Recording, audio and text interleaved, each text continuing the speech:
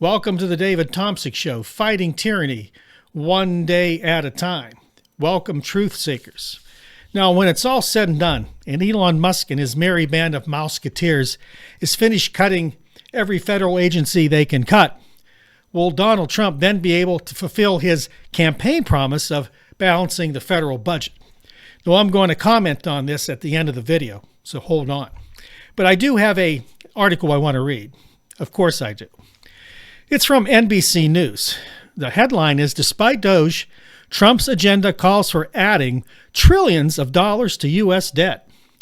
Budget expert says Trump's tax and spending priorities would increase red ink, even as he boasts of balancing the budget. I don't think their rhetoric matches reality, one says. The article is written by Sahil Kapoor.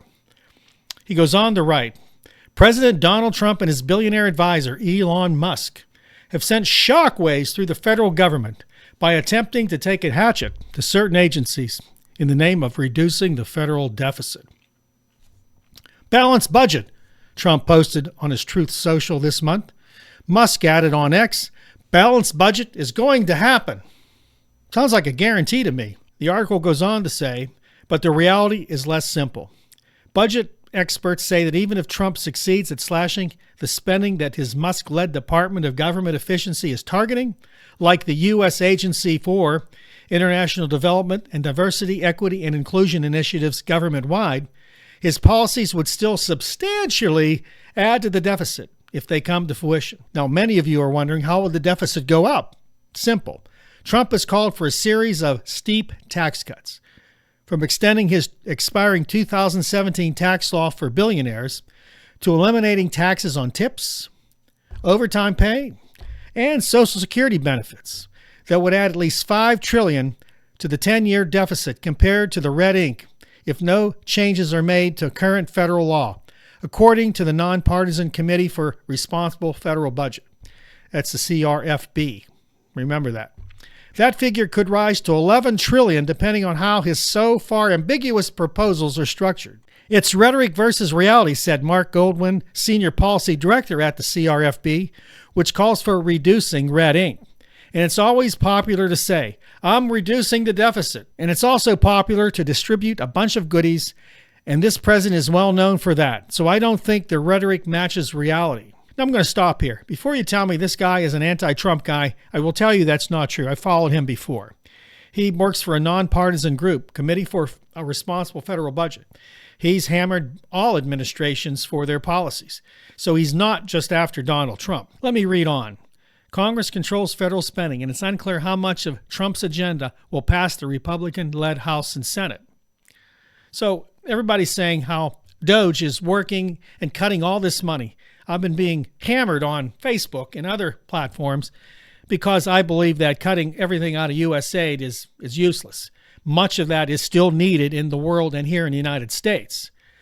I digress. I have talked about this on other videos. Now, before I move forward here, I want to address those of you that are cheering on Elon Musk's cutting of USAid.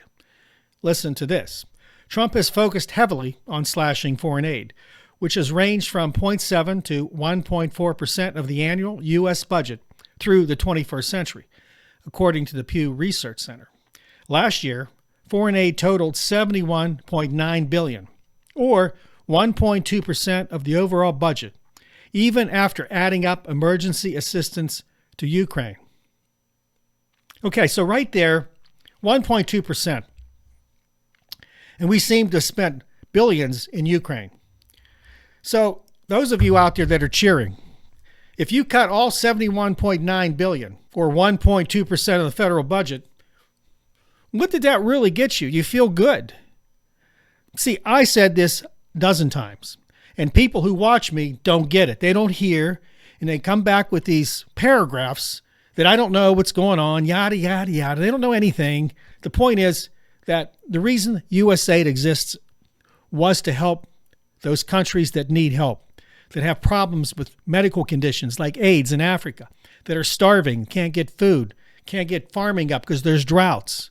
That little bit, or maybe even a lot, of corruption that people are claiming is there, then you get rid of that. But the rest of this package helps people. Okay, so let me go on with the article. Trump has also called for dissolving the Department of Education, which accounts for about 3% of federal spending, according to the Treasury Department. Okay, here's the final point I want to make with this article. And this is something that you have to understand. USAid, DEI grants, and education administration are more culture war targets than centerpieces of a true deficit reduction agenda, said Jessica Rydell, a budget expert and senior fellow at the center-right Manhattan Institute. Serious deficit reduction requires addressing the 75% of spending going to Social Security, Medicaid, Medicare, defense, veterans, and interest on the debt. Yet Trump has taken nearly all of those deficit drivers off the table for savings. Okay, so what's the gist of this whole thing? That all of you that are cheering, the people that have sent me these emails and sent me comments on Facebook, you're missing the point. And that's why I told one lady, and if you watch this, I apologize if I was short with you in my final comment. You don't understand, is what I said. You don't. 1.2% of money goes to foreign aid. That's more of a culture thing. We've been told how evil everybody is, and they're stealing from us. We've been given a narrative by Republicans and right-wing conservative and Christian nationalists, America firsters. We're being ripped off somehow. It's crazy talk. We're the country that's above everybody, or at least Donald Trump wants us to be and claims we are. We're the light on the hill. We're the people that are supposed to reach our hands out to help others, having the petrodollar, having the world's reserve currency. These are massive benefits. So massive that Donald Trump's trying to destroy the rest of the world to keep them. And yet you want to cut 1.2% of the budget, get rid of everything. So the blood of all those people that are starving that we could help, the blood of those children that we can save through medicines, through vaccines, their blood is on your hands. For all those that we can help out of war-torn areas and bring them safely here, send them back. Their blood is on your hands. Here's my commentary for the video. Elon Musk will not be able to cut enough money from programs to help Donald Trump balance the budget. It's not going to happen because Donald Trump wants to give billionaires a massive tax cut.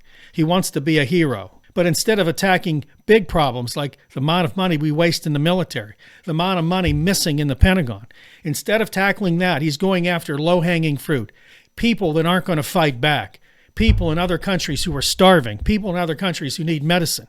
We'll cut them. It's a war against culture.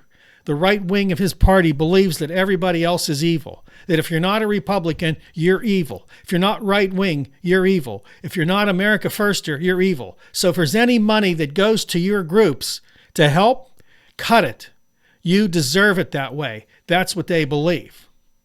The problem is that America is bigger than Donald Trump. At least it was. And I know there is a coup going on, as I mentioned in the video yesterday. It's a coup to destroy the federal government, to take power to himself. Those people that don't understand that, I can't explain it any clearly. In fact, he's told you that with his own words. But you miss it because somehow you're blinded by the hatred for minorities, Mexicans, anybody from another country. You're angry with helping other people when you think you can be helped. But the people who complain the most are doing the best. Here's my final point. Let's start focusing on the poor. Let's start focusing on the needy. We've been focusing on the rich for far too long. Donald Trump's the king of the elites. He will continue to push this country farther right, and those that are on the fringes will be lost. Let's worry about them. Let's be the hands and feet of Jesus, which means to put our hand out, to love our neighbor, to make sure we help those in need. That's our purpose to begin with. That's all the time I have. Don't forget to join our revolution against tyranny, hatred, racism, all those things that you're seeing rise up right now. Join us. Put a comment in the comment box. God bless you, and I'll see you next time right here on The David Tomsic Show.